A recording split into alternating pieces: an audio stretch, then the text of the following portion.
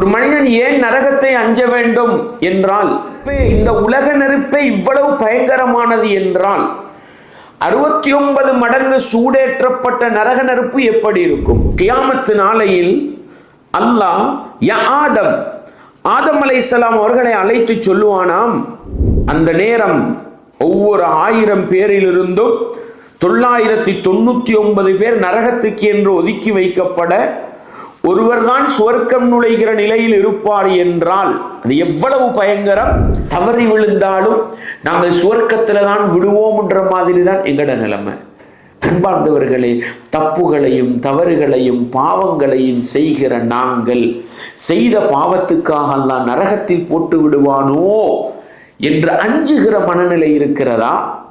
யார் நாளை மறுமை நாளையில் முஸ்லிமான நிலையில் அல்லாஹுவை சந்திக்க வேண்டும் என்று விரும்புகிறாரோ அவர் ஜமாஅத்து தொழுகையை புறக்கணிப்பதை சஹாபாக்கள் பயந்தார்கள். எந்த அளவுக்கு? வட்டி ஹராம், அது நரகத்துக்கு கொண்டு போகும்.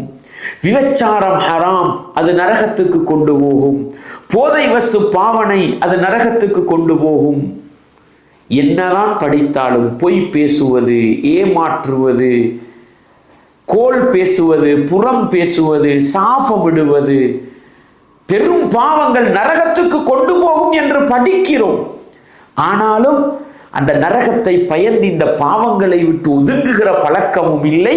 இந்த உலக இன்பத்தில் வாழ்வது பிரச்சனை அல்ல, ஆனால் இந்த உலக இன்பங்கள் எல்லாம் மறுமை பாக்கியத்தை இழக்கச் செய்து விடுமோ, இந்த பொருளாதாரம் மறுமையில் என்னை நரகத்தில் தள்ளிவிடுமோ என்று நபித்தோழர்கள் அஞ்சினார்கள், பயந்தார்கள் என்று சொன்னால் உங்கள்கிட்ட பொய்யை சொல்லி தப்பிட்டு போயிடலாம். ஆனால் அல்லாஹ் நான் சொன்ன பொய்யை அறிந்தவன், அதை வைத்து உங்களுடைய வெறுப்பை எனக்கு தந்து விட்டால் என்ன நிலை என்ற அச்சமும் பயமும் தான் நான் பொய் பேசாமல் இருக்கிறேன் என்று சொன்னார்கள். அல்லாஹு அக்பர்! என்ன பயந்தார்கள்! அவ்வளவு தப்பு, தவறு, ஏமாற்று, அநியாயம், அடி புடி, மனைவிக்கு அடிக்கிறோம், மனைவிக்கு அநியாயமாக அடிக்கிறோம், பெற்றோருக்கு ஏசுகிறோம், எத்தனையோ தப்பு தவறுகளை செய்துவிட்டு எந்த அச்சமும் இல்லாமல் இருக்கிறோமே. நானும் நீங்களும் நல்லவர்களாக வாழ வேண்டுமா? அந்த நரகத்தை அஞ்சி நடப்பவர்களாக இருக்க வேண்டும், நரகத்தை பயந்து நடப்பவர்களாக இருக்க வேண்டும். அந்த நரகத்தை அஞ்சி அந்த நரகத்திலிருந்து அல்லாஹ்விடத்தில் அதிகம் அதிகம் பாவ மன்னிப்பு தேடக்கூடியவர்களாக இருக்க வேண்டும்.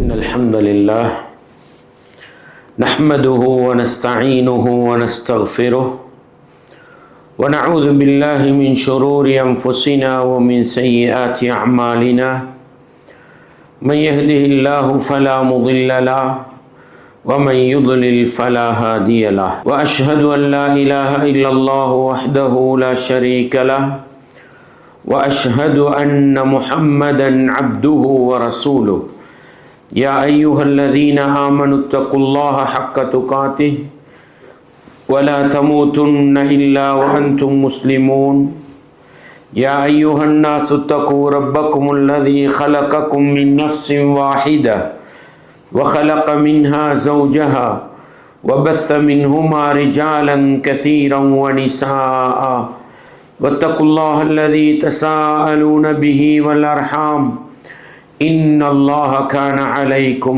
رقيبا يا أيها الذين آمنوا اتقوا الله وقولوا قولا سديدا يصلح لكم أعمالكم ويغفر لكم ذنوبكم ومن يطع الله ورسوله فقد فاز فوزا عظيما أما بعد فإن أصدق الحديث كتاب الله وخير الهدي هدي محمد صلى الله عليه وسلم وشر الأمور محدثاتها وكل محدثة بدعة وكل بدعة ضلالة وكل ضلالة في النار.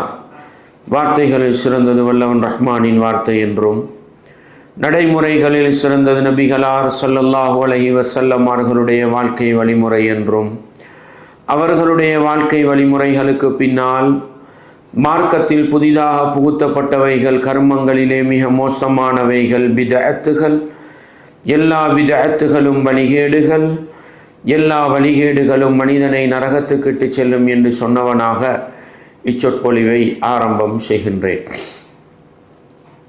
அன்பார்ந்த இஸ்லாமிய சகோதரர்களே, அல்லாஹுவின் நல்லடியார்களே, இந்த ரமலானுடைய மாதத்தை அடைந்திருக்கின்ற நானும் நீங்களும் இந்த ரமலானை பயன்படுத்தி எங்களுடைய வாழ்க்கையில் நல்ல மாற்றங்களை உருவாக்கி கொள்ள வேண்டும், இறையச்சத்தை கூட்டிக் கொள்ள வேண்டும் என்பதற்காக பலவிதமான முயற்சிகளிலும் நல்ல காரியங்களிலும் நாங்கள் ஈடுபட்டு வருகின்றோம். அந்த அடிப்படையில் இந்த ரமலானுடைய மாதத்தை பயன்படுத்தி ஈமானை கூட்டிக் கொள்வதற்காக, இறையச்சத்தை அதிகரித்து கொள்வதற்காக, அல்லாஹுடைய மார்க்கத்திலிருந்து ஏதாவது ஒரு சில விடயங்களை படிக்க வேண்டும் என்ற உயர்ந்த நோக்கத்தில் இந்த நிகழ்ச்சி ஏற்பாடு செய்யப்பட்டு தொடர்ந்து நாங்கள் அல்லாஹுடைய மார்க்கத்திலிருந்து பல விடயங்களை படித்து வருகின்றோம். அந்த அடிப்படையில் நபித்தோழர்கள் என்பவர்கள் எங்களுடைய முன்மாதிரிகள் என்ற அடிப்படையில் நபித்தோழர்கள் சுவனத்தை எப்படி ஆசை வைத்தார்கள், அல்லாஹ்வுடைய நம்பிக்கை, அல்லாஹ்வுடைய தூதரின் நம்பிக்கை, அந்த ஈமான் அவர்களுடைய உள்ளத்தில் எந்தளவு ஆழமாக பதிந்திருந்தது என்பது பற்றிய செய்திகளை எல்லாம் நாங்கள் பார்த்ததோடு அந்த முன்மாதிரி மிக்க நபித்தோழர்களுடைய வாழ்க்கையிலிருந்து நாங்கள் என்ன பாடங்கள், படிப்பினைகள் பெற வேண்டும் என்பதை படித்தோம். அதே தொடரில் நபித்தோழர்கள் இந்த உலகத்தில் வாழுகின்ற பொழுது மறுமையில் நரகம் என்றொன்று இருக்கிறது, அந்த நரகத்துக்கு சென்றுவிடக்கூடாது என்பதில் எந்தளவு அச்சத்தோடும் எந்தளவு பயத்தோடும் வாழ்ந்தார்கள் என்பதை பார்க்கின்ற பொழுது எங்களுடைய வாழ்க்கை, நாங்கள் வாழுகிற வாழ்க்கை என்னதான் வாழ்க்கையோ என்று சிந்திக்கின்ற அளவுக்கு நபித்தோழர்கள் மறுமை நிகழ்வில் நரகத்தை கடுமையாக அஞ்சக்கூடியவர்களாக இருந்தார்கள். ஒரு மனிதன் ஏன் நரகத்தை அஞ்ச வேண்டும் என்றால், அன்பார்ந்தவர்களே, மறுமை நாளையில் மனிதர்களை தண்டிப்பதற்கு என்று அல்லாஹ் அந்த நரகத்தை ஏற்பாடு செய்து வைத்திருக்கிறான். அந்த நரகத்தை பற்றி அல்லாஹ் சொல்லும் பொழுது என்ன சொல்கிறான்? யா அய்யுஹல்லதீன ஆமனு கு அன்ஃபுஸக்கும் வ அஹ்லீக்கும் நாரா. மூமின்களே, நீங்கள் உங்களையும் உங்களது குடும்பத்தவர்களையும் நரகிலிருந்து பாதுகாத்துக் கொள்ளுங்கள். இந்த கட்டளையை அல்லாஹ் எங்களுக்கு போடுகின்றான். நரகம் என்பது அவ்வளவு பயங்கரமானது, கொடூரமானது என்பதனால் தான் முக்மீன்களை அழைத்து அந்த நரகத்திலிருந்து பாதுகாத்துக் கொள்ளுங்கள் என்று அல்லாஹ் சொல்கிறான்.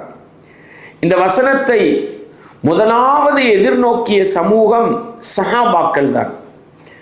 அவர்கள் உண்மையிலே அந்த நரகத்தை பயந்தார்கள். அந்த நரகத்திலிருந்து தன்னை காத்துக்கொள்வதற்கான வழியை தேடினார்கள்.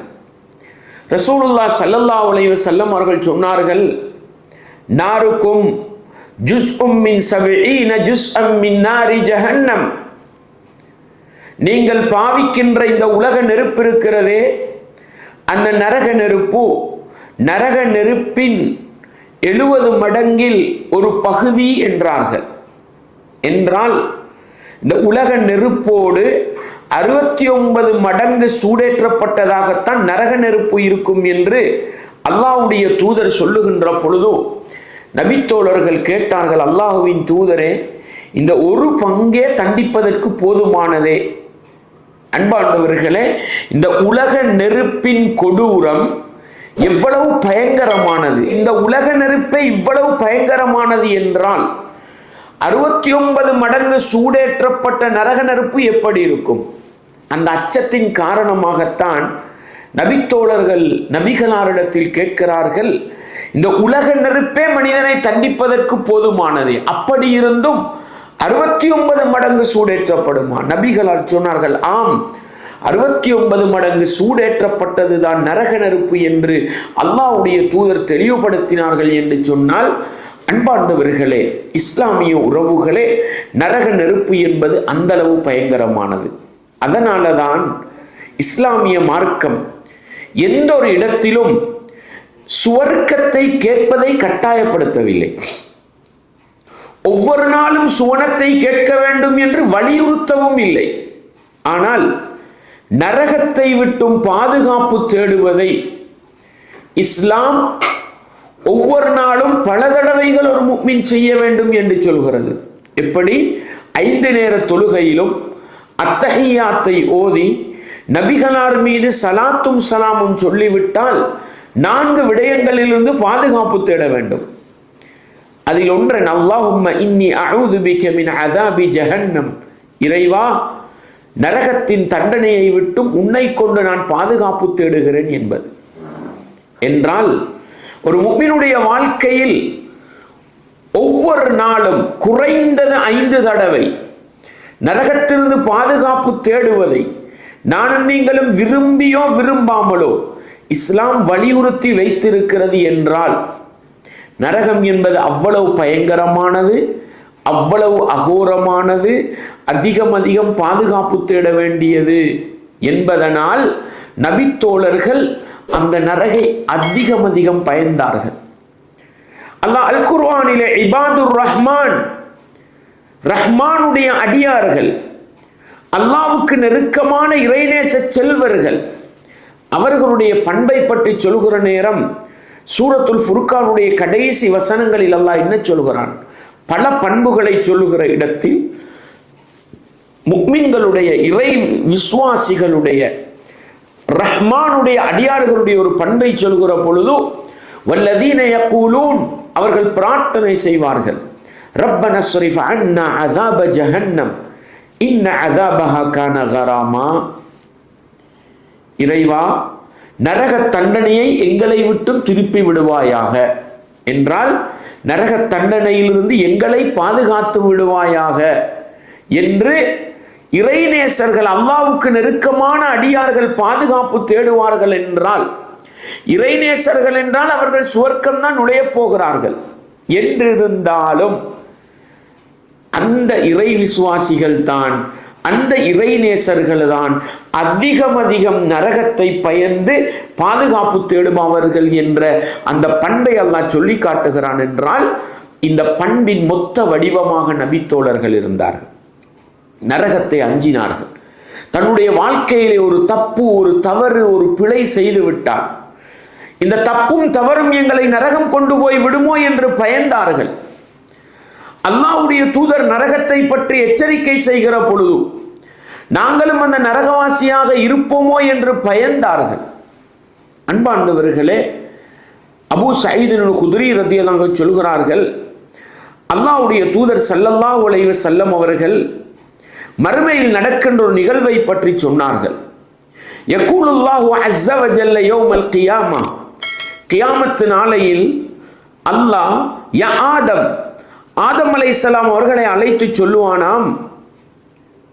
ஆதம் அலைஹிஸ்ஸலாம் அவர்கள் அல்லாஹ்வுடைய அழைப்புக்கு பதிலளிக்கின்ற பொழுது ஒருவர் சத்தம் போட்டு சொல்லுவார் ஆதம் அலைஹிஸ்ஸலாம் அவர்களை பார்த்து, இன்னல்லாஹ யஅமுருக அன் துக்ரிஜ மின் ذُرِّيَّتِكَ பஅஸன் இலன் நார். ஆதம் அவர்களே, உங்களுடைய சந்ததிகளிலிருந்து நரகத்துக்குரிய கூட்டத்தை நீங்கள் வெளியேற்றுங்கள் என்று அல்லாஹ் கட்டளையிடுகிறான் என்று சொல்லுகின்ற பொழுது அவர் கேட்பார்களாம், வமா பஅஸுன்னார், நரகத்துக்கு என்று உள்ளவர்கள் என்றால் யார் என்று கேட்கிற பொழுது அந்த மலக்கு சொல்வாராம், மின் குல்லி அல்ஃபின், ஒவ்வொரு 1000 பேரிலிருந்தும்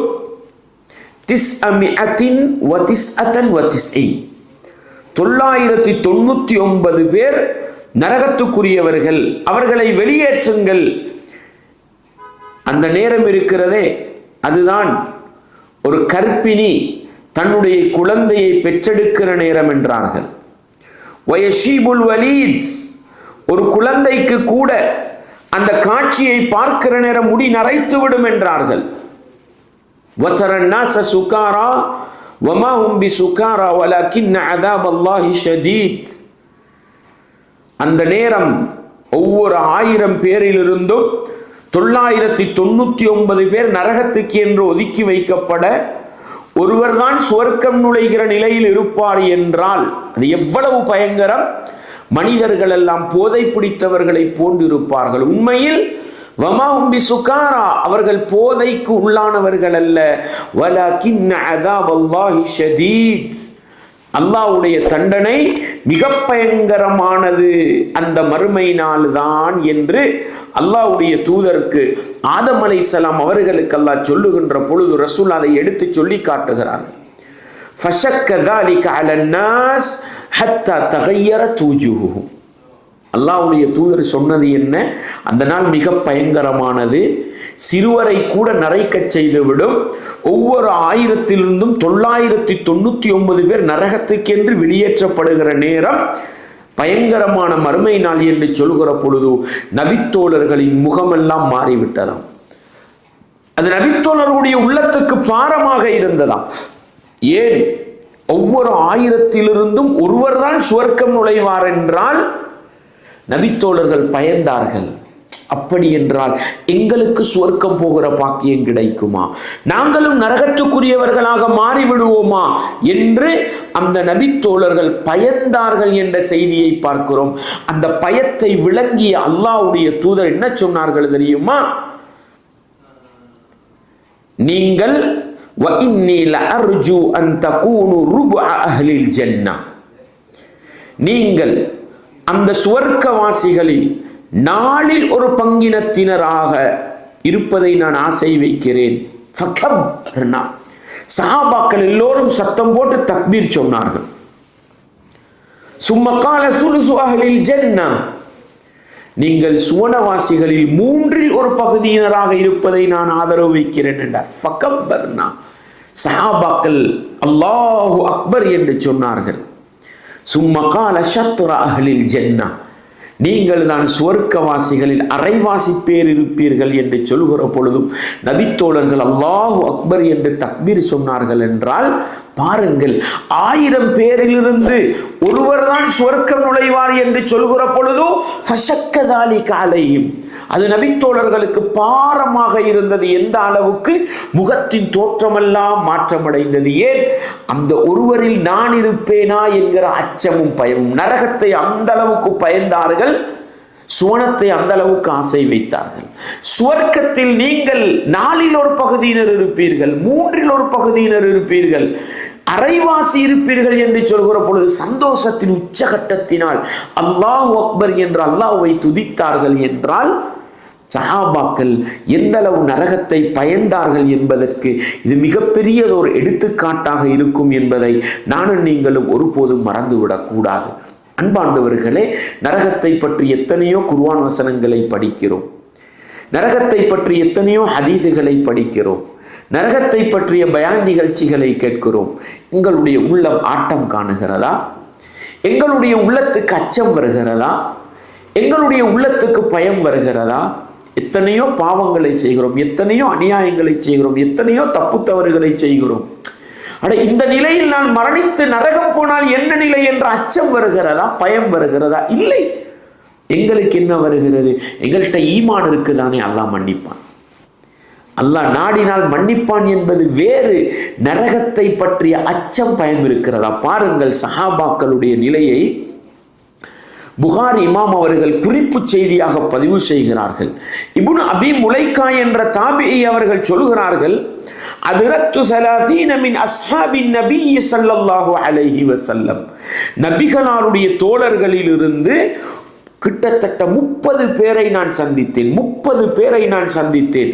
குல்லுஹும் யகாஃபுன் நிஃபாக அலா நஃப்ஸிஹி, அந்த 30 பேருமே தனக்கு நயவஞ்சகத்தனம் வந்துவிடுமோ என்று பயப்படக்கூடியவர்களாக இருந்தார்கள். மாமினும் அஹதுன் யகூல், அவர்களில் எவருமே இன்னஹு அலா ஈமானி ஜிப்ரீல் வ மீகாயில், நாங்கள் ஜிப்ரீல் மீகாயிலுடைய ஈமானிலே இருக்கிறோம் என்று யாருமே சொன்னதில்லை என்றார்கள். அர்த்தம் என்ன? சஹாபாக்கள் அல்லாஹ்வுடைய தூதர் இந்த உலகத்தில் இருக்கும் பொழுதே அல் குர்ஆனில் ரதியல்லாஹு அன்ஹு, அல்லாஹ் அவர்களை பொருந்தி கொண்டான் என்ற அந்த சிறப்பு பட்டம் அவர்களுக்கு கிடைத்தது. அல்லாஹ்வுடைய திருப்தி பொருத்தம் கிடைத்திருந்தாலும் தனிப்பட்ட ரீதியில் என்னுடைய நிலை என்ன என்று சஹாபாக்கள் பயந்தார்கள். 30 பேரை சந்திக்கிறார்கள். 30 பேரும் நயவஞ்சகத்தனத்தை பயந்தார்கள் என்றால் காரணம் என்ன? இன்னல் முனாஃபிகீன ஃபி தர்கில் அஸ்ஃபலி மினன் நார். முனாஃபிக்குகள் என்பவர்கள், நயவஞ்சகர்கள் என்பவர்கள் நரகத்தின் அடித்தளத்துக்கு சொந்தக்காரர்கள் என்றால் நஊது பில்லாஹ், அந்த நரகத்துக்குரியவனாக முனாஃபிக்காக நான் இருப்பேனா என்று சஹாபாக்கள் பயப்படுகின்ற அளவுக்கு நிலைமை இருந்தது என்றால், அதோடு ஒரு வார்த்தையை சொல்றாங்களே, சஹாபாக்களில் யாருமே என்னுடைய ஈமான் ஜிப்ரீல் மீகாயிலுடைய ஈமானை போன்றது என்று சொன்னதில்லை. இன்றைக்கு எங்கட நிலைமை என்ன தெரியுமா? தவறி விழுந்தாலும் நாங்கள் சுவர்க்கத்தில் தான் விடுவோம் என்ற மாதிரி தான் எங்கட நிலைமை. அன்பார்ந்தவர்களே, தப்புகளையும் தவறுகளையும் பாவங்களையும் செய்கிற நாங்கள் செய்த பாவத்துக்காக அல்லாஹ் நரகத்தில் போட்டு விடுவானோ என்று அஞ்சுகிற மனநிலை இருக்கிறதா? மறுமை நாளையில் நான் நரகம் போனால் என்ன நிலை என்று பயப்படுகின்ற உணர்வு இருக்கிறதா? அந்த சஹாபாக்களே பயந்தார்கள் என்றால் நானும் நீங்களும் யாரு சகோதர சகோதரிகளே? பாருங்கள், உமர் ரலியல்லாஹு அன்ஹு அவர்கள் என்ன செய்வார்கள் தெரியுமா? யார் உமர் ரலியல்லாஹு அன்ஹு? அல்லாஹ்வுடைய தூதர் எத்தனை சிறப்புகளை சொன்னார்கள். சுருக்கம், சுவர்க்கத்தை கொண்டு பல தடவை நன்மாராயம் சொல்லப்பட்டவர்கள் அல்லவா உமர் ரலியல்லாஹு அன்ஹு அவர்கள். அந்த உமர் ரலியல்லாஹு அன்ஹு அவர்கள் என்ன செய்வார்கள்? சாஹிபு சிர்ரி ரசூலில்லாஹ் ஸல்லல்லாஹு அலைஹி வஸல்லம், நபிகளாருடைய ரகசியங்களுக்கு சொந்தக்காரர் என்று அடையாளப்படுத்தப்பட்ட நபித்தோழர் ஹுதைஃபா ரலியல்லாஹு அன்ஹு அவர்களிடத்தில் போவார்களாம். போய் கேட்பார்களாம், ஹுதைஃபாவே ஹுதைஃபாவே, முனாஃபிக்குகளுடைய பட்டியல் என்று அல்லாஹ்வுடைய தூதர் உங்களிடத்தில் சொல்லி தந்த அந்த பெயர் பட்டியலில் நானும் இருக்கிறேனா என்று கேட்கிற அளவுக்கு உமர் ரலியல்லாஹு அன்ஹு அவர்கள் நானும் முனாஃபிக்காக இருப்பேனோ என்று பயப்படுகிறார்கள் என்றால் அர்த்தம் என்ன சகோதர சகோதரிகளே? நயவஞ்சகன் என்றால் நரகத்துக்கு போய்விடுவான், அதைத்தானே பயந்தார்கள். யார்? உமர் ரலியல்லாஹு அன்ஹு அவர்களே நானும் முனாஃபிக்காக இருப்பேனோ என்று பயப்படுகிறார்கள் என்று சொன்னால் நானும் நீங்களும் யார் சகோதரர்களே? அல்லாஹ்வுடைய தூதர் உயிர் வாழுகிற நேரம் ஹம்தலா ரலியல்லாஹு அன்ஹு ஒரு நாள் மதீனத்து பாதையில எப்படி வந்தார்கள்? ஹம்தலா யார்? நபிகளாருக்கு பக்கத்தில் இருந்து கொண்டு அல்லாஹ்வுடைய வஹி, குர்ஆனுடைய வசனங்கள் இறங்குகிற நேரம் அதை எழுதுகிற பணியில ஈடுபட்டவர். அல்லாஹு அக்பர், எவ்வளவு நம்பிக்கையானவராக இருந்திருப்பார். அந்த ஹம்தலா ரலியல்லாஹு அன்ஹு அவர்கள் மதீனாவின் பாதையிலே சொல்லிக் கொண்டு வருகிறார்கள், நாஃபக ஹம்தலா, நாஃபக ஹம்தலா, ஹம்தலா முனாஃபிக்காகி விட்டார், ஹம்தலா முனாஃபிக்காகி விட்டார் என்று சொல்லிக் கொண்டு வருகிற அந்த காட்சியை அபூபக்கர் ரலியல்லாஹு அன்ஹு அவர்கள் கேட்டுவிட்டு, என்ன ஹம்தலாவே, ஆச்சரியமாக இருக்கிறதே, ஹம்தலா எப்படி முனாஃபிக்கானார்? அவர் காரணத்தை சொன்னார். எப்படி? நபிகளாருடைய மஜ்லிஸில் இருக்கும் பொழுது ஒரு மனநிலை, வீட்டுக்கு சென்று பொஞ்சாதி பிள்ளை குட்டிகள் என்றாலோ தொழில் துறவுகள் என்றாலோ வேறு சிந்தனை வந்து விடுகிறது. இந்த ரெண்டு மனநிலை வருவதுதான் நான் முனாஃபிக்காகுவதற்கு காரணம் என்று சொன்ன பொழுதோ, வாருங்கள் நபிகளாரிடத்தில் போய் விளக்கம் கேட்போம் என்று அபூபக்கர் ரலியல்லாஹு அன்ஹு அவர்களும் ஹம்தலா ரலியல்லாஹு அன்ஹுவும் சென்று விளக்கம் கேட்ட பொழுது அல்லாஹ்வுடைய தூதர் சொன்னார்கள், ஈமான் என்பது கூடும் குறையும், அப்படித்தான் இருக்கும் என்ற ஒரு செய்தியை சொல்லி அவர்களை அமைதிப்படுத்தினார்கள். படிக்க வேண்டிய பாடம் என்ன சகோதரர்களே? அந்த நபித்தோழர்கள் நாங்களும் முனாஃபிக்காகிவிட்டோம் என்று இந்த இரண்டு மனநிலையை வைத்து சொல்லுகிறார்கள் என்றால் எங்களுக்கு எத்தனை மனநிலை! அல்லாஹு அக்பர். பயான கேட்கிற நேரம் ஒரு மனநிலை, பள்ளிக்குள் இருந்தால் ஒரு மனநிலை, ரமலானுடைய காலத்தில் ஒரு மனநிலை, மைதானத்துக்கு போனால் விளையாட போனால் ஒரு மனநிலை. லா ஹவுல வலா குவத்த இல்லா பில்லாஹ். எத்தனையோ கட்டங்களில் எங்களுடைய மனசு மாறி மாறி வருகிறது. கொஞ்சமாவது அல்லாஹ்வுடைய பயம், அல்லாஹ்வுடைய அச்சம், அடே இப்படி மனசு மாறுகிறதே, எனக்கிட்ட நயவஞ்சகத்தனம் இருக்குமோ, பொய் பேசுகிறேனே, ஏமாற்றுகிறேனே, அடுத்தவர்களுக்கு வாக்கு மீறுகிறேனே, எனக்கிட்ட நயவஞ்சகத்தனம் இருக்குமோ, பயப்படுகிறோமா? நரகத்தை பற்றிய அச்சம், நரகத்தை பற்றிய பயம் இருந்தால் நிச்சயமாக பொய் பேசுகிறேன், பொய் பேசுறவன் முனாஃபிக் என்றார்கள் அல்லாஹ்வுடைய தூதர். பொய் பேசுறவனுக்கு நரக தண்டனை இருக்கிறது என்று எச்சரிக்கை செய்தார்கள். நானும் நரகம் போய்விடுவேனோ என்ற அச்சம் இருக்கிறதா? என்ற பயம் இருக்கிறதா? சுபஹு தொழுகை தொழவில்லை என்றால் அல்லாஹ்வுடைய தூதர் என்ன சொன்னார்கள்? லைஸ ஸலாத்துன் அஸ்கல அலல் முனாஃபிகீன மின் ஸலாத்தில் இஷாஇ வ ஸலாத்தி சுபஹ். நயவஞ்சகர்கள் முனாஃபிக்குகளுக்கு பாரமான தொழுகை இஷா தொழுகையும் சுபஹு தொழுகையும் தான் என்றார்கள். தொழமாட்டார்கள் என்று சொல்லவில்லை, தொழுவதுதான் பாரம் என்றார்கள். மனசிலே பாரத்தை வைத்துக்கொண்டு கஷ்டத்தை வைத்துக்கொண்டு வெறுப்போடு தொழுதார்கள். அதுவே முனாஃபிக்குடைய கூட்டத்தில் கொண்டு போய் சேர்க்கும் என்றால் எத்தனை சுபஹு தொழுகைகளை பாழ்படுத்தி இருப்போம், எத்தனை இஷா தொழுகையை வீணாக்கி இருப்போம். கொஞ்சமாவது பயம் வருகிறதா? அடே, இஷா தொழுகை தவறிவிட்டதே, சுபஹு தொழுகையை தவற விட்டு விட்டேனே, நானும் முனாஃபிக்காகி விடுவேனோ, நானும் நரகம் நுழைந்து விடுவேனோ என்று பயப்படுகின்ற அளவுக்கு எங்களுடைய மனநிலை இருக்கிறதா? அன்பார்ந்தவர்களே, அந்த நபித்தோழர்கள் நரகத்தை அஞ்சினார்கள், பயந்தார்கள். பாருங்கள் சகோதரர்களே, புகாரியிலே 3613வது இலக்க செய்தியை பாருங்கள். அனஸ் ரலியல்லாஹு அன்ஹு சொல்லுகிறார்கள், நபிகளாருடைய மஜ்லிஸில் சாபித் இப்னு கைஸ் ரலியல்லாஹு அன்ஹு அவர்கள் இருப்பார்கள். திடீரென்று அவர்களை காணவில்லை. அல்லாஹ்வுடைய தூதர் ஸல்லல்லாஹு அலைஹி வஸல்லம் அவர்கள் கேட்டார்கள், சாபித் இப்னு கைஸ் எங்கே போய்விட்டார், அவரை காணவில்லையே என்று சொல்லுகிற பொழுது ஒரு தோழர் சொல்கிறார், அவர் வீட்டுக்குள் இருக்கிறார், தலையை குனித்துக் கொண்டு அழுது கொண்டிருக்கிறார் என்று சொன்ன பொழுது அல்லாஹ்வுடைய தூதர் சொன்னார்கள், போய் அவரை விசாரித்து விட்டு வாருங்கள் என்று சொன்னார்கள். அவரை விசாரித்த நேரம் அவர் சொன்ன வார்த்தை என்ன தெரியுமா? நபிகளாருடைய மஜ்லிஸிலே சத்தம் உயர்த்தி பேசக்கூடிய பழக்கம் என்னிடத்தில் இருந்தது. அல்லாஹ் சூரத்துல் ஹுஜராத்துடைய 2வது வசனத்தை இறக்குகிறான். எப்படி? யா அய்யுஹல்லதீன ஆமனு லா தர்ஃபஉ அஸ்வாத்தகும் ஃபௌக ஸௌத்தின் நபி. நபியுடைய சத்தத்துக்கு மேலால் உங்களுடைய சத்தத்தை உயர்த்த வேண்டாம். இந்த குர்ஆன் வசனம் அப்பொழுதுதான் இறங்குகிறது. அன்றிலிருந்து சாபித் இப்னு கைஸ் அவர்களை நபிகளாருடைய மஜ்லிஸிலே காணவில்லை. அல்லாஹ்வுடைய தூதர் சொன்னார்கள், போய் விசாரித்து விட்டு வாருங்கள் என்று சொன்ன பொழுது அங்கே போய் விசாரிக்கிறார்கள். அவர் சொன்ன வார்த்தை என்ன தெரியுமா? என்னுடைய அமல்கள் எல்லாம் வீணாகி போய்விட்டது, என்னுடைய அமல்கள் எல்லாம் அழிந்து போய்விட்டன, நான் நரகவாசி, நான் அழிந்து போய்விட்டேன் என்று சொல்லுகின்ற பொழுது அல்லாஹ்வுடைய தூதர் சொன்னார்கள், போய் சாபித் இப்னு கைஸிடம் சொல்லும், அவர் நரகவாதி அல்ல, அவர் சுவர்க்கவாதி, அல்லாஹ் அவருடைய பாவங்களை எல்லாம் மன்னித்து விட்டான் என்று சொல்லி அனுப்பிய அந்த வரலாற்று நிகழ்வை புகாரியிலே நாங்கள் பார்க்கிறோம் என்றால், பாருங்கள் சகோதரர்களே, அன்றைக்கு நபிகளாருக்கு தாண்டி சத்தத்தை உயர்த்தி பேசக்கூடாது என்ற சட்டம் இருக்கவில்லை. தன்னுடைய இயல்பு குணத்தில் நபிகளாரை விட சத்தம் உயர்த்தி பேசினார். ஒரு குர்ஆன் வசனம் இறங்குகிறது, அதை எப்படி பார்த்தார்கள்? இந்த குர்ஆன் வசனம் என்னை தான் கண்டிக்கிறது, நான் அழிந்து போய்விட்டேன் என்று முடிவெடுத்து வீட்டுக்குள் முடங்கி கிடந்தார்கள் என்றால், கண்ணீர் வடிக்க ஆரம்பித்து விட்டார்கள் என்றால், நாங்கள் எத்தனை பாவங்களை செய்கிறோம், எத்தனை பிழைகளை செய்கிறோம், மார்க்கத்துக்கு முரணாக எத்தனை விடயங்களை செய்கிறோம்.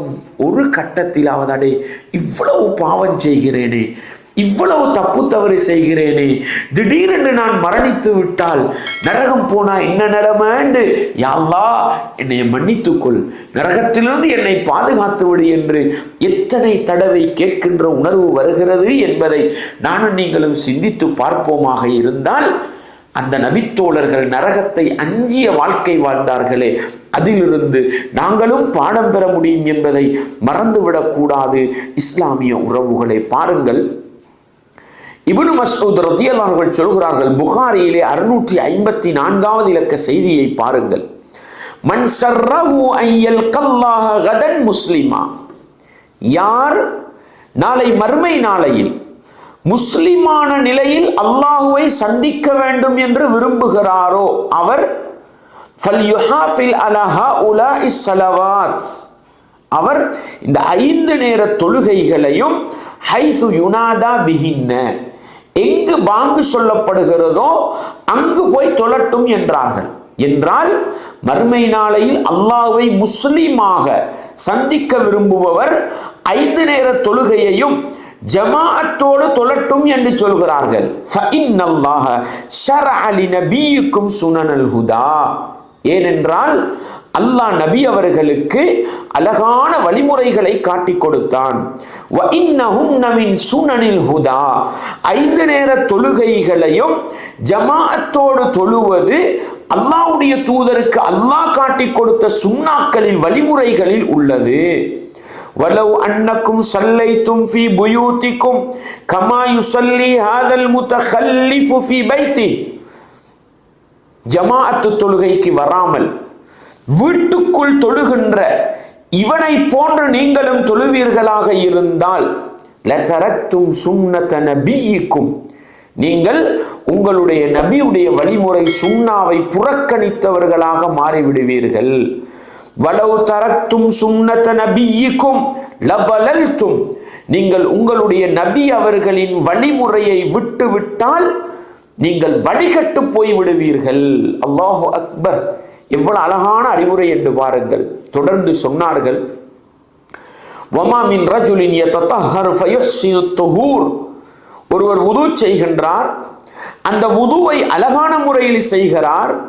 சும்ம யஅமிது இலா மஸ்ஜிதின் மின் ஹாதிஹில் மசாஜித், இந்த பள்ளிகளில் மஸ்ஜிதுகளில் ஏதாவது ஒரு மஸ்ஜிதுக்கு அவர் நடந்து போகிறார் என்றால் இல்லா கதபல்லாஹு லஹு பிகுல்லி ஹத்வத்தின் யஹ்துஹா ஹஸனா, அவர் எடுத்து வைக்கின்ற ஒவ்வொரு எட்டுக்களுக்கும் அல்லாஹ் ஒரு நன்மையை எழுதுவான்.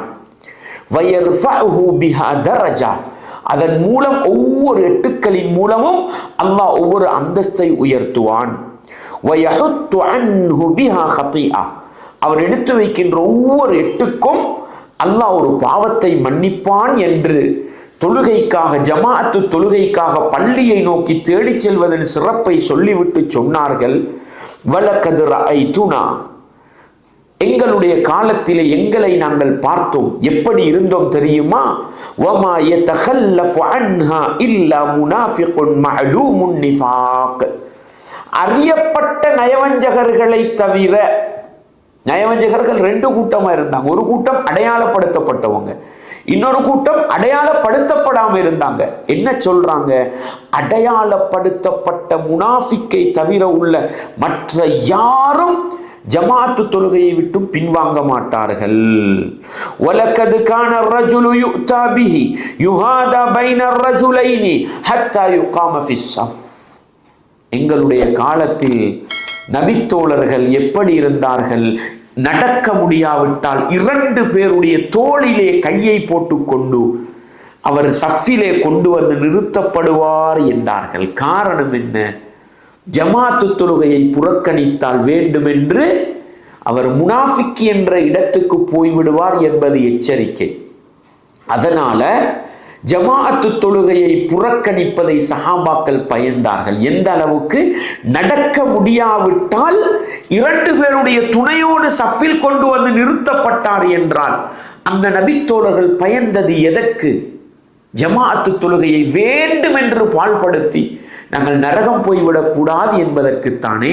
வீட்டுக்குள் இருக்கிறோம், பாங்கோசை சத்தம் சாதாரணமாக காதுக்கு கேட்கிறது, ஜமாஅத்து தொழுகை பள்ளியிலே நடப்பதும் விளங்குகிறது, நாங்கள் பயணியும் இல்லை, நோயாளியும் இல்லை, இஸ்லாம் சொன்ன எந்த காரணமும் இல்லை ஜமாத்தை விடுவதற்கு. அப்படி இருந்தும் ஜமாஅத்தை புறக்கணித்து விட்டும் எந்த அச்சமும் இல்லாமல், எந்த பயமும் இல்லாமல் நானும் நீங்களும் வாழுகிறோம் என்றால் அந்த நபித்தோழர்களை பாருங்கள்.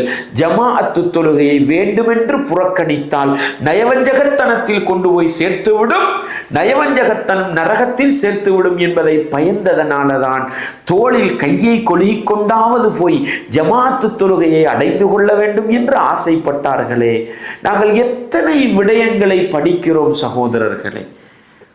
நரகத்துக்கு கொண்டு போகிற பாவங்கள் எத்தனை விடயங்களை படிக்கிறோம், எத்தனை விடயங்களை கேட்கிறோம். வட்டி ஹராம், அது நரகத்துக்கு கொண்டு போகும். விபச்சாரம் ஹராம், அது நரகத்துக்கு கொண்டு போகும். போதை வசு பாவனை, அது நரகத்துக்கு கொண்டு போகும். என்னதான் படித்தாலும் பொய் பேசுவது, ஏமாற்றுவது, கோல் பேசுவது, புறம் பேசுவது, சாபமிடுவது, பெரும் பாவங்கள் நரகத்துக்கு கொண்டு போகும் என்று படிக்கிறோம். ஆனாலும் அந்த நரகத்தை பயந்து இந்த பாவங்களை விட்டு ஒதுங்குகிற பழக்கமும் இல்லை. மனிதன் என்ற அடிப்படையில் அந்த பாவங்கள் நிகழ்ந்து விட்டால், யா அல்லாஹ் ஒரு பெரும் பாவத்தை செய்து விட்டேன், ஒரு ஹராத்தை செய்து விட்டேன், ஒரு அநியாயத்தை செய்து விட்டேன், என்னை மன்னித்துக் கொள் என்று கேட்கிற பக்குவம் இல்லை என்றால் நபித்தோழர்கள் எங்கே இருந்தார்கள், நாங்கள் எங்கே இருக்கிறோம் என்று சிந்தித்து பார்க்க வேண்டிய கட்டாயத்தில் இருக்கிறோம் சகோதரர்கள். எனவே அந்த நபித்தோழர்கள் இந்த உலகத்தில் நல்லவர்களாக வாழ்ந்தார்கள் என்றால் அதற்குரிய காரணம் என்ன தெரியுமா? நரகத்தை அஞ்சினார்கள், நல்லவர்களாக வாழ்ந்தார்கள், சுவனத்துக்குரிய மனிதர்களாக மரணித்தார்கள் என்பதை நானும் நீங்களும் மறந்துவிடக்கூடாது. அன்பாண்டவர்களே, புகாரியிலே 4045 இலக்க ஹதீஸை கொஞ்சம் வாசித்து பாருங்கள். அந்த நபித்தோழர்கள் மறுமை நிகழ்வுகளை வைத்து எந்த அளவு பயந்தார்கள் என்று பாருங்கள். அப்துர் ரஹ்மான் இப்னு அவுஃப் ரலியல்லாஹு அன்ஹு மிகப்பெரிய பணக்காரராக இருந்தார், சஹாபாக்களில் ஒரு பணக்காரர். அவர் ஒரு காலகட்டம் உத்தியவி தஆமின், அவரிடத்தில் ஒரு சாப்பாட்டு தட்டு கொண்டு வரப்படுகிறது. வகான சாயிமன், அவர் நோன்பாளியாக இருக்கிறார். நோன்பு திறப்பதற்காகத்தான் அந்த உணவு தட்டு வருகிறது என்று நினைக்கிறேன்.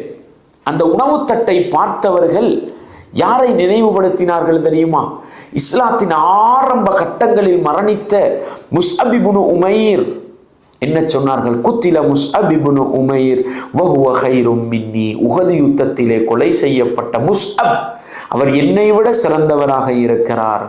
குஃபின ஃபீ புர்தத்தின், அவர் கஃன் செய்யப்படுவதற்காக ஒரு புடவையினால் சுத்தப்படுகிறார். இன் உத்திய ரஸுஹு பதத் ரிஜ்லா, அவருடைய தலை மூடப்பட்டால் 2 காலும் வெளியாகும், 2 கால்களையும் மூடினால் தலை வெளியாகும். மீண்டும் சொன்னார்கள், ஹம்சா யுத்த களத்தில் கொலை செய்யப்பட்டார். வஹுவ கைரும் மின்னி, அவர் என்னை விட சிறந்தவராக இருப்பார். சொல்லிவிட்டு சொன்னார்கள், சும்ம புசித லனா மினத் துன்யா மா புசித், பிறகு இந்த உலகத்தில் கொடுக்கப்பட வேண்டியதெல்லாம் எங்களுக்கு கொடுக்கப்பட்டு விட்டது.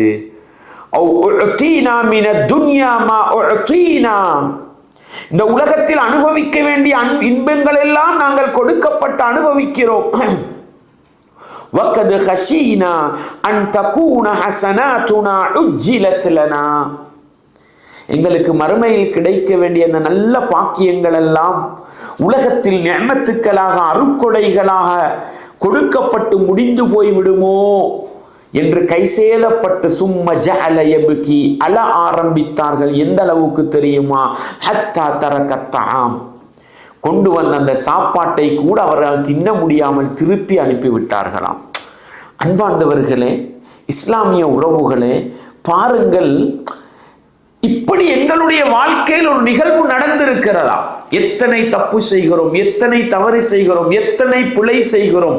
அட, இந்த பாவங்கள் எங்களை நரகத்தில் கொண்டு போய் சேர்த்து விடுமோ என்று பயந்து கவலைப்படுகிறோமா? அல்லது அந்த சஹாபாக்களை பார்க்கிறோம், உணவு தட்டை முன்னே வைத்துக் கொண்டு உலகத்து இன்பங்கள் எல்லாம் எங்களுக்கு அதிகம் அதிகம் கிடைத்து மறுமை பாக்கியங்களை நாங்கள் இழந்து விடுவோமோ என்றால், மறுமையில் நரகம் போய் விடுவோமோ என்று தானே பயந்திருக்கிறார்கள். அன்பாண்டவர்களே, உம்மு சலமா ரலியல்லாஹு அன்ஹா அவர்கள் சொல்லுவார்கள், அப்துர் ரஹ்மான் இப்னு அவுஃப் ரலியல்லாஹு அன்ஹு அவர்கள் ஒரு நாள் வருவார்கள், வந்து சொல்லுவார்கள், உம்மு சலமா அவர்களே, அல்லாஹ் இந்த உலகத்தில் எனக்கு அதிகமாகவே பொருளாதாரத்தை தந்துவிட்டான். மறுமை நாளையில் இந்த பொருளாதாரத்தின் காரணமாகவே நான் நரகம் போய்விடுவேனோ தெரியாதே என்று எப்படி சொல்றாங்க. கத் ஹிஃப்து அய்யுஹ்லிகனி கஸ்ரத்து மாலி அன அக்ஸரு குரைஷின் மாலா, குறைசிகளிலேயே அதிகம் சொத்து செல்வம் உள்ளவனாக இருக்கிறேன். இந்த சொத்து செல்வங்கள் மறுமையில் என்னை அழிச்சிருமோ தெரியாதே, பயப்படுகிறேன் என்றார்கள். என்றால் அல்லாஹு அக்பர். அன்பார்ந்தவர்களே, சொத்து செல்வத்தோடு வாழ்வது பிரச்சனை அல்ல, இந்த உலக இன்பத்தில் வாழ்வது பிரச்சனை அல்ல. ஆனால் இந்த உலக இன்பங்கள் எல்லாம் மறுமை பாக்கியத்தை இழக்க செய்து விடுமோ, இந்த பொருளாதாரம் மறுமையில் என்னை நரகத்தில் தள்ளிவிடுமோ என்று நபித்தோழர்கள் அஞ்சினார்கள், பயந்தார்கள் என்று சொன்னால், இந்த பொருளாதாரத்துக்காக எத்தனையோ தப்புகளையும் தவறுகளையும் அநியாயங்களையும் செய்கிற நானும் நீங்களும் எந்த அளவுக்கு அல்லாஹ்வை அஞ்சுகிறோம்? தவறியாவது நரகத்துக்கு போய்விடுவோமோ என்று எத்தனை தடவை பயப்படுகிறோம்? மாறாக எங்களுடைய செயற்பாடுகளும் எங்களுடைய பேச்சுகளும் எங்களுடைய நடவடிக்கைகளும் நாங்கள் தவறி விழுந்தாலும் சுவர்க்கத்தில் விழுபவர்கள் போன்றல்லவா நாங்கள் வாழ்ந்து கொண்டிருக்கிறோம். அடுத்தவர்களை நோக்கி விரல் நீட்டுகிறோம், அடுத்தவனுக்கு தீர்ப்பு சொல்லுகிறோம், அடுத்தவனை குற்றவாளியாக ஆக்குகிறோம், அடுத்தவன் செய்கிற தப்பையும் தவறையும் பெரிதாக தூக்கி பிடித்துக் கொள்கிறோம். நான் மரணித்து மறுமையிலே நரகம் போனால் என்ன நிலை என்று எங்களை பற்றி சிந்திப்பதற்கு நேரம் இருக்கிறதா? கையேந்தி அல்லாஹ்விடத்தில் கண்ணீர் வடிய பிரார்த்திக்கிறோமா? தஹஜ்ஜுடைய நேரத்தில் எழும்பி சுஜூதில் விழுந்து, யா அல்லாஹ், தெரிந்தோ தெரியாமலோ அறிந்தோ அறியாமலோ செய்த தப்புகள் தவறுகள் என்னுடைய நிலையில இருந்தால் என்னை மன்னித்து விடு என்று, நரகத்திலிருந்து என்னை பாதுகாத்து விடு என்று எத்தனை பேர் நாங்கள் துஆ செய்கிறோம்? அந்த சஹாபாக்கள் உண்மையிலே இந்த உலக வாழ்க்கையை நல்ல முறையில் கழித்தார்கள் என்றால் அவர்கள் நரகத்தை பயந்ததுதான் காரணம் என்பதை நானும் நீங்களும் ஒருபோதும் மறந்துவிடக்கூடாது. அன்பார்ந்தவர்களே, நாங்கள் எல்லோரும் அறிந்து தெரிந்து வைத்திருக்கிற ஒரு நிகழ்வுதான் கஅப் இப்னு மாலிக் ரலியல்லாஹு அவர்களுடைய அந்த வரலாற்று நிகழ்வு. புகாரியிலே 4418வது இலக்க செய்தி. ஒரு தடவை அதை புரட்டி வாசித்து பாருங்கள். தபூக் யுத்தத்துக்காக சஹாபாக்கள் எல்லாம் கஷ்டத்தோடும் நெருக்கடியோடும் வெளியேறி செல்லுகின்ற நேரம் அவர்களும் நான் போக வேண்டும் என்ற ஆசையோடு இருந்தார்கள். அதற்கு என்று ஒரு வாகனத்தை கூட தயார் செய்து வைத்திருந்தார்கள்.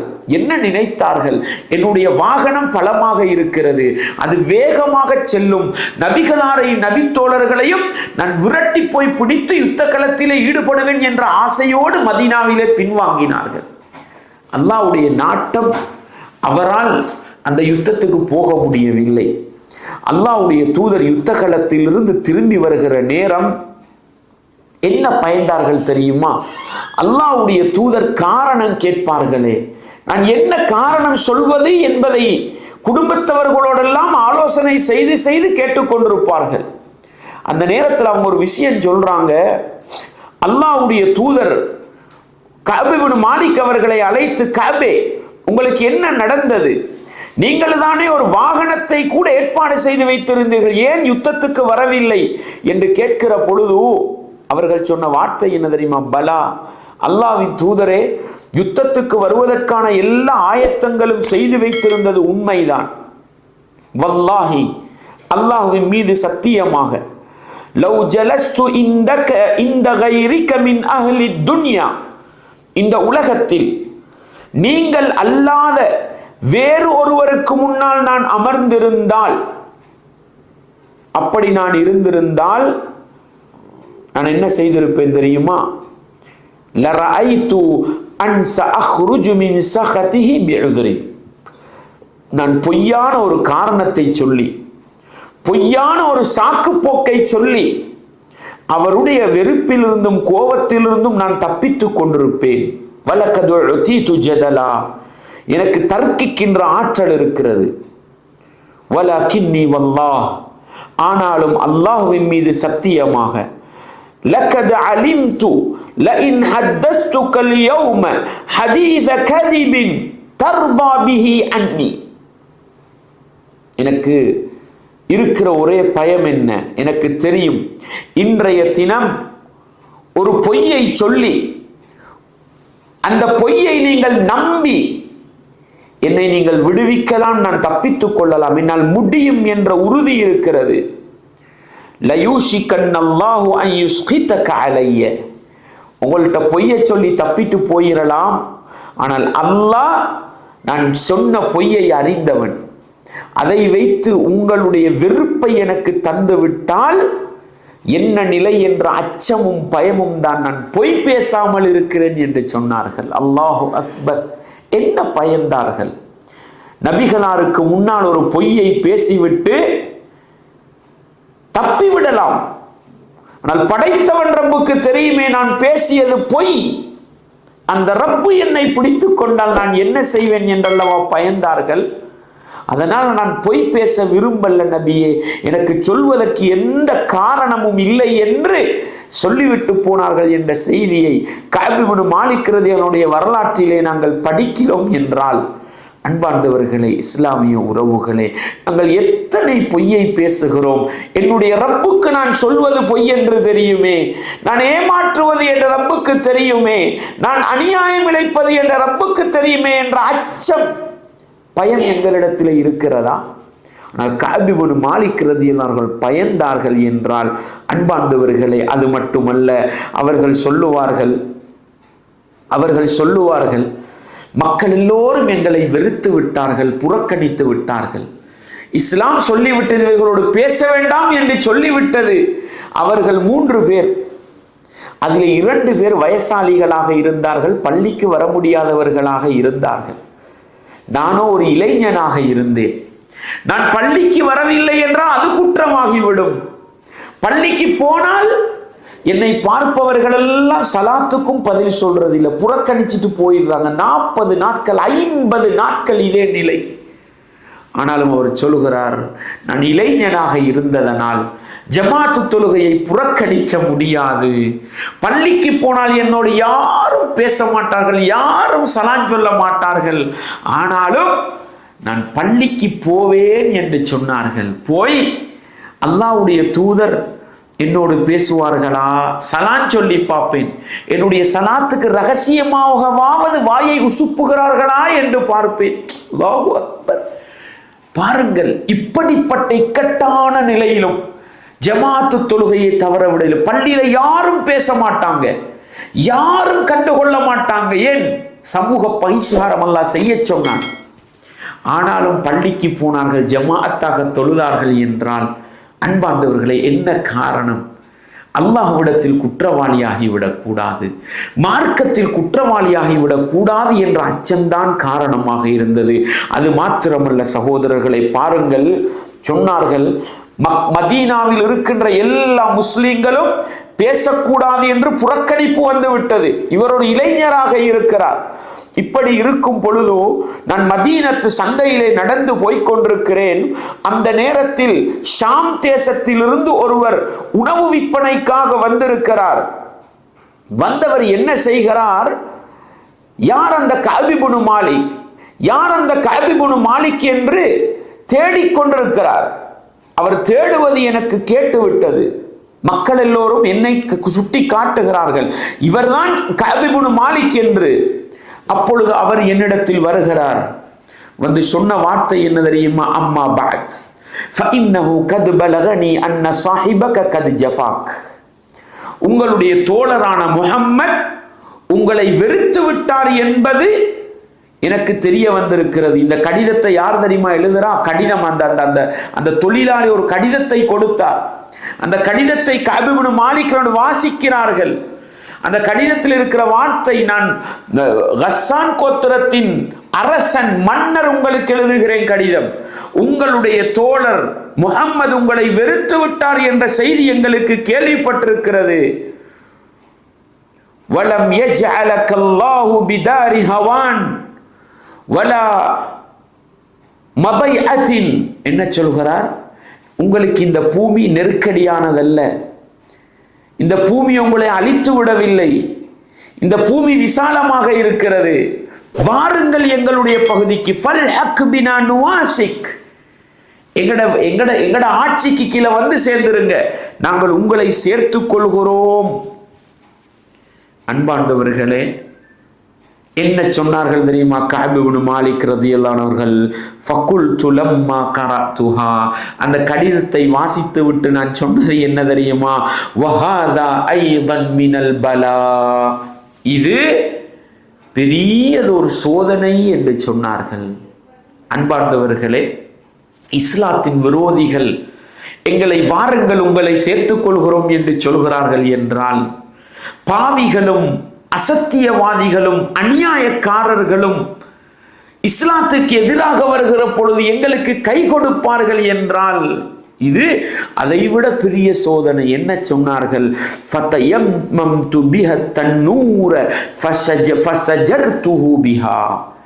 அடுப்பங்கரையை நாடி சென்று நெருப்பிலே அதை பத்த வைத்து போட்டேன் என்றார்கள் அந்த கடிதத்தை. என்ன காரணம்?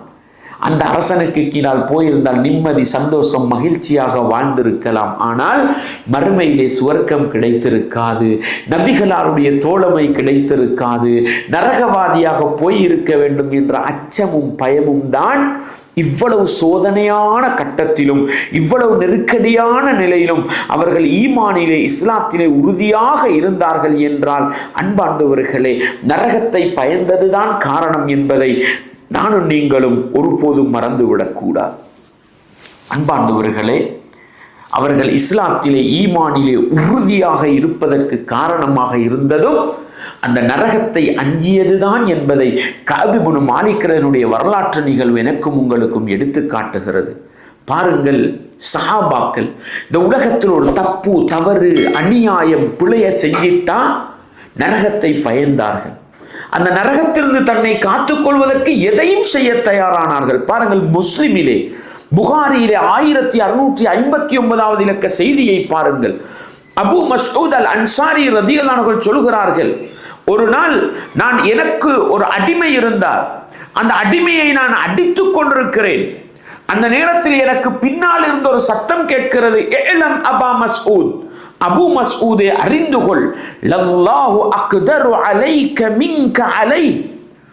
அபு மஸ்ஊதே, அந்த அடிமையின் மீது நீங்கள் அதிகாரம் செலுத்துவதை விடவும் உங்கள் மீது அதிகாரம் செலுத்துகின்ற ஒருவன் அல்லாஹ் இருக்கிறான் என்று சொன்ன பொழுது அபு மஸ்ஊத் ரலியல்லாஹு அன்ஹு சொன்னார், நான் திரும்பி பார்த்தேன், அல்லாஹ்வுடைய தூதர் அந்த இடத்திலே நின்று கொண்டிருந்தார்கள். ஃபகுல்து யா ரசூலல்லாஹ், அல்லாஹ்வின் தூதரே, ஹுவ கைருன் லி ஹுவ ஹுர்ருன் லி வஜ்ஹில்லாஹ், நான் அடித்துக் கொண்டிருந்த இந்த அடிமையை அடிப்பதை பார்த்து ஒரு எச்சரிக்கை, அபு மஸ்ஊதே, நீங்கள் இந்த அடிமைக்கு காட்டுகின்ற அதிகாரத்தை விடவும் அல்லாஹ் உங்கள் மீது அதிகாரம் செலுத்த சக்தி உள்ளவனாக இருக்கிறான் என்ற ஒரு வார்த்தை, ஒரு மணித்தியாலம் பயான் அல்ல, ஒரு நாள் புரோகிராம் அல்ல, ஒரு வார்த்தை. என்ன சொன்னார்கள்? அல்லாஹுவின் தூதரே, அந்த அடிமையை நான் அல்லாஹ்வுக்காக உரிமை விட்டு விட்டேன்.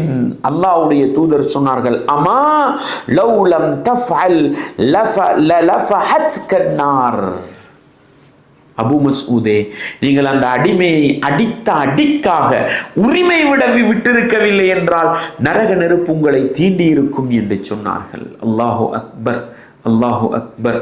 அன்பார்ந்தவர்களை பாருங்கள், ஒரு எச்சரிக்கை தான். அபு மஸ்ஊதே, நீங்கள் அந்த அடிமைக்கு அடிக்கிறீர்களே, அந்த அடிமை மீது நீங்கள் அதிகாரம் காட்டுவதை விடவும் உங்கள் மீது அந்த அல்லாஹ் அதிகாரம் உள்ளவனாக இருக்கிறான் என்ற ஒரு வார்த்தைக்காக அவர்களுடைய பெரிய சொத்தான அந்த அடிமையை உரிமை விட்டு நரகத்திலிருந்து பாதுகாப்பு பெற்றார்கள் என்று சொன்னால், அல்லாஹு அக்பர், நானும் நீங்களும் அடிமைகள் அல்லாத எங்களை போன்ற சுதந்திரவாளிகளான எத்தனை பேருக்கு அநியாயம் செய்கிறோம், எத்தனை பேரை அடிக்கிறோம், எத்தனை பேரை நோவினை செய்கிறோம், எத்தனை பேருடைய மானத்தை பங்கப்படுத்துகின்றோம். அல்லாஹு அக்பர்.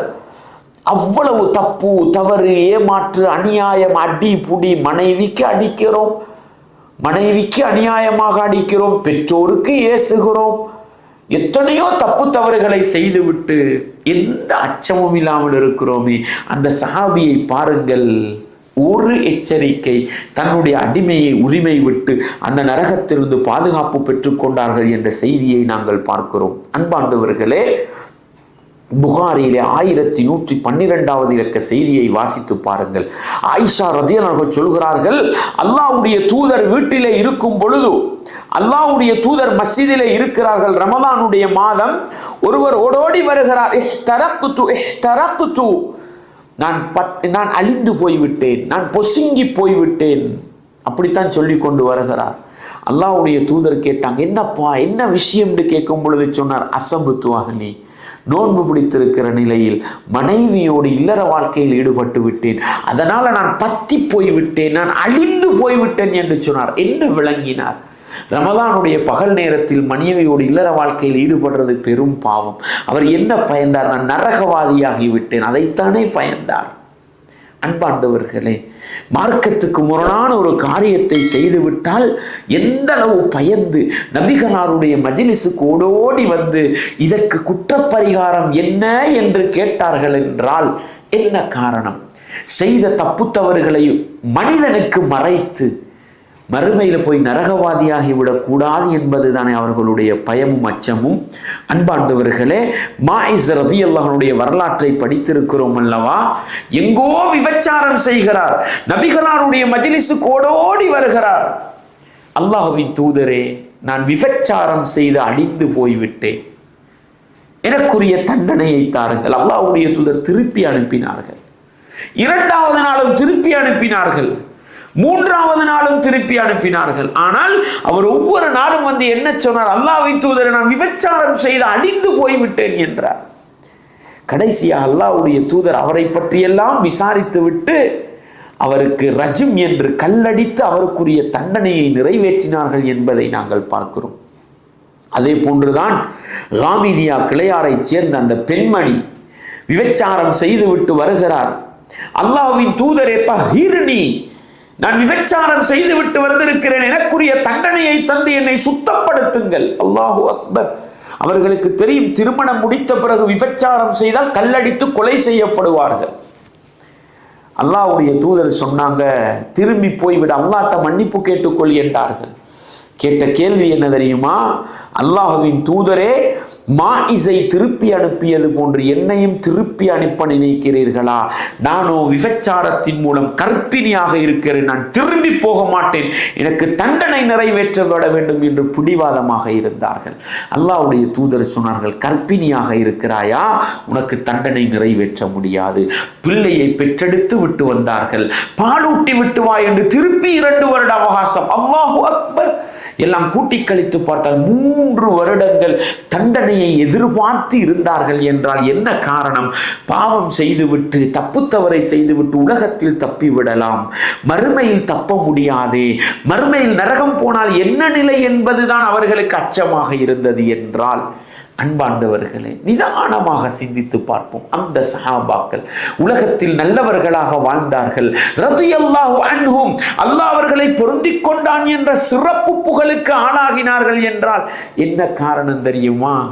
என்ன காரணம்? நரகத்தை பயந்தார்கள், நரகத்தை அஞ்சினார்கள் தான் என்பது காரணம். சகோதரர்களே, அந்த நபித்தோழர்களை பற்றி அல்லாஹ் அல் குர்ஆனிலே சொல்கிற பொழுது என்ன சொல்லி காட்டுகிறான்?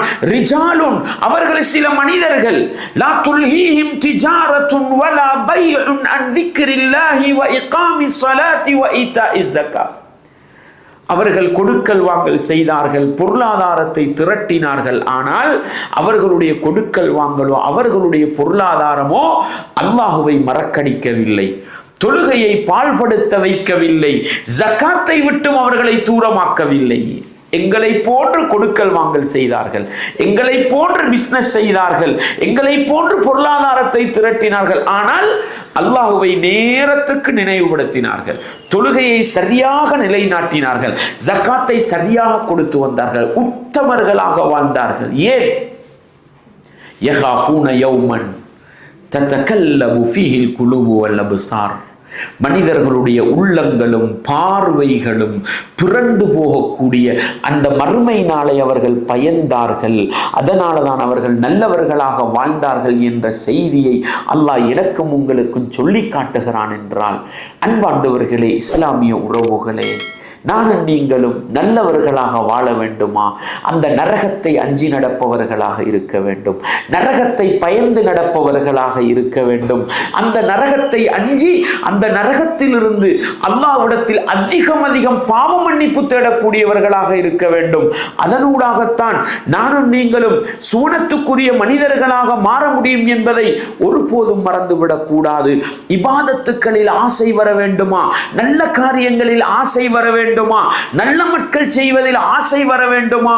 நான் தொழுகையை புறக்கணித்தால் நரகம் போய்விடுவேனோ என்ற பயம் இருக்க வேண்டும். ஜகாத்து கொடுக்கவில்லை என்றால் நரகம் போய்விடுவேனோ என்ற பயம் இருக்க வேண்டும். பெற்றோரை நோவினை செய்தாலோ, பெற்றோரை புறக்கணித்தாலோ மறுமையில் நரகம் போக வேண்டி வரும் என்ற அச்சம் இருந்தால் இந்த உலகத்தில் நல்லவர்களாக இருப்போம்.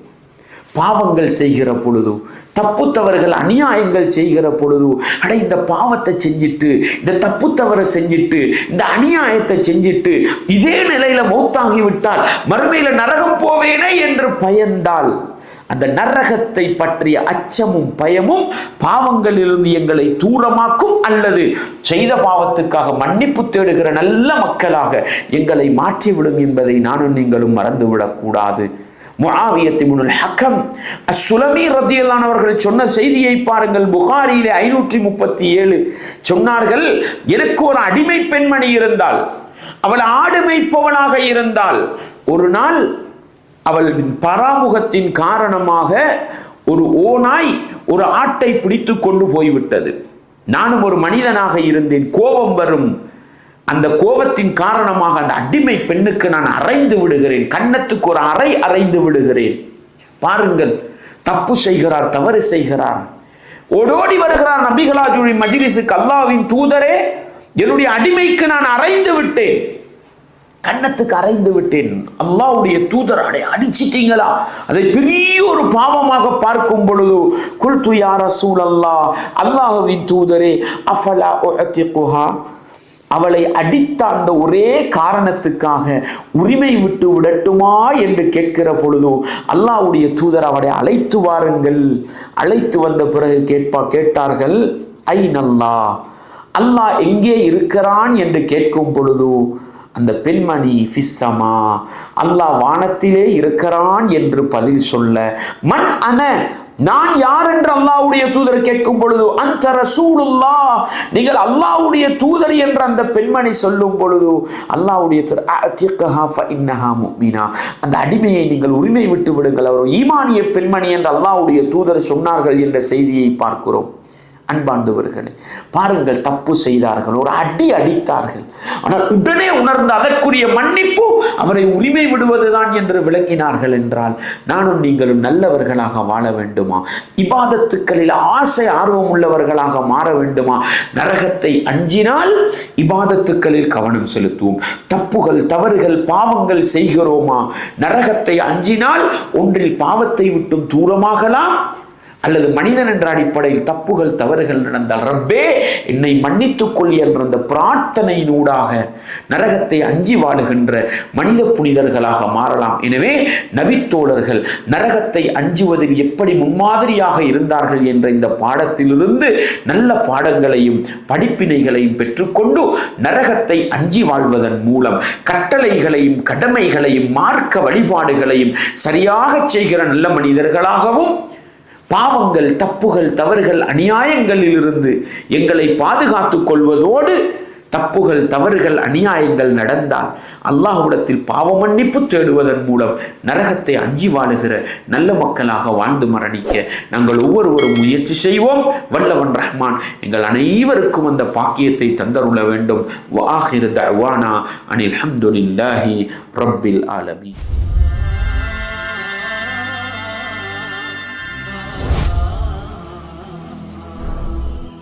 شكرا ربي شكرا هديت قلبي